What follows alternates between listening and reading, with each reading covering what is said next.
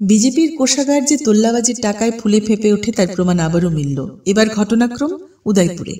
দলের গোমতী জেলার কোষাধ্যক্ষ বাবুল দেব মাফিয়া স্টাইলে ওটিপিসির আওতাধীন ব্রহ্মপুত্র উদ্যোগ প্রজেক্টের ম্যানেজারের কাছে মোটা অঙ্কের টাকা দাবি করে। আর বহিরাজ্যের বাসিন্দা ওই প্রজেক্ট ম্যানেজার তা দিতে অস্বীকার করায় রাতের অন্ধকারে উদয়পুরের এক হোটেল থেকে কিডন্যাপের চেষ্টা চালায় বাবুল দেব সহ তার সাগরেদরা। সে চেষ্টা ব্যর্থ হলেও প্রজেক্ট ম্যানেজারকে ব্যাপক মারধর করে প্রচুর টাকা, স্বর্ণালংকার, মোবাইল ছিনতাই করেছে বলে অভিযোগ। এ বিষয়ে আক্রান্ত ব্রহ্মপুত্র উদ্যোগ প্রজেক্ট ম্যানেজার গৌতম শইকিয়া রাধাকিশোরপুর থানায় লিখিত অভিযোগ জানিয়েছেন। যদিও গৌতম শইকিয়া প্রাথমিক চিকিৎসার পর তার পরদিনই ত্রিপুরা ছেড়ে নিজ বাড়ি গৌহাটিতে চলে গেছেন। বিজেপির গোমতী জেলা কমিটির কোষাধ্যক্ষ পদে রয়েছেন বাবুল দেব। জেলা সভাপতি অভিষেক দেবরায়ের অত্যন্ত স্নেহধন্য বাবুল দেবকে তোল্লাবাজির অবৈধ সার্টিফিকেট দিয়ে রেখেছেন বলে অভিযোগ। যখন তখন যার কাছ থেকে ইচ্ছা হুলিয়া জারি করে টাকা আদায় করে চলেছে এই নেতা। লোকমুখে খবর, এই টাকার ভাগে নাম রয়েছে জেলা সভাপতিরও। উদয়পুরের সমস্ত বালুরঘাটগুলিতে বাবুল দেবের দৌরাত্মে অতিষ্ঠ ব্যবসায়ীরা। শুধু তোল্লাবাজিতেই নয়, কাকড়াবন, শালগড়া বিধানসভার প্রতিটি সন্ত্রাসের ঘটনার মাস্টার মাইন্ডও তিনি বলে খবর।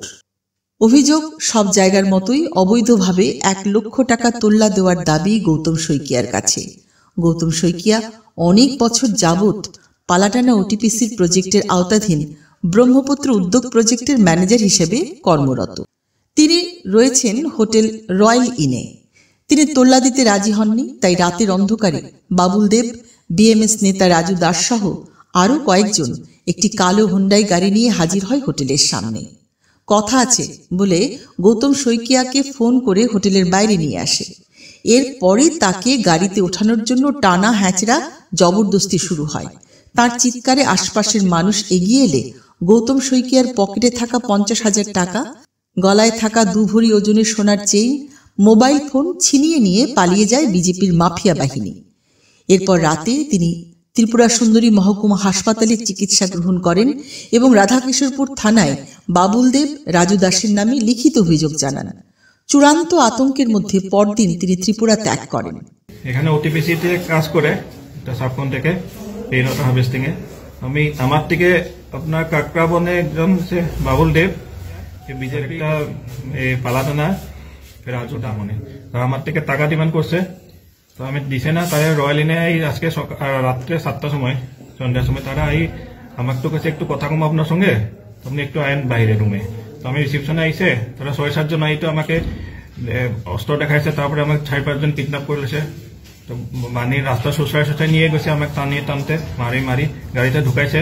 আমি যেমনে তেমনি গাড়ির থেকে বাঁচিয়ে আইছে, তারপরে তারা রাস্তায় আমাকে মারছে। আবার আমি যেমনে তেমনি দৌড়টি হোটেলে ঢুকছে।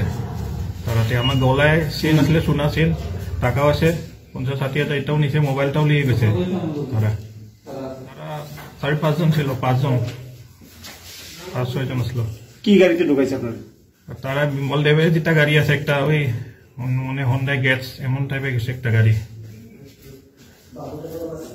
একদম রয়্যাল ইনের সামনে মনে। অনেক রয়্যাল ইনের সামনে সব দোকানদার, যত দোকান আছে সব দোকানদারে দেখছে, সব মানুষে দেখছে। আমি সিল্লাইতে আছে, 4-5 জনে মারতে মারতে আমার গাড়িতে ঢুকাইতে আছে। অ্যাটেম্প টু মার্ডার করছে তারা, আমার কিডন্যাপ করে নিয়ে টাকা ডিমান্ড করছে। তারা মনে অনেক টাকা, 1 লাখ টাকা ডিমান্ড করছে তারা।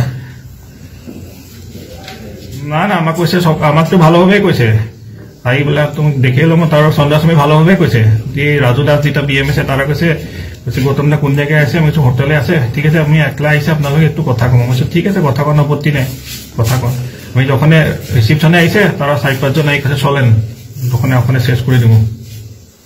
4-5 জন আই আমার মারি নিয়ে গেছে, গাড়িতে ঢুকাইছে।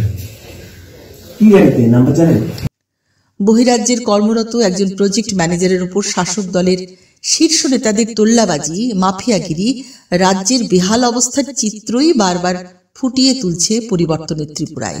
বিজেপির গোমতী জেলা কমিটির আরেক সম্পাদক গৌতম কর কিছুদিন আগে প্রকাশ্য দিবালোকে সরকারি অফিসের সামনে এক ইঞ্জিনিয়ারকে ব্যাপক মারধর করে। সেই বিষয়েও পত্রিকায় খবর ও থানায় মামলা হলেও বিচার পায়নি ওই ইঞ্জিনিয়ার।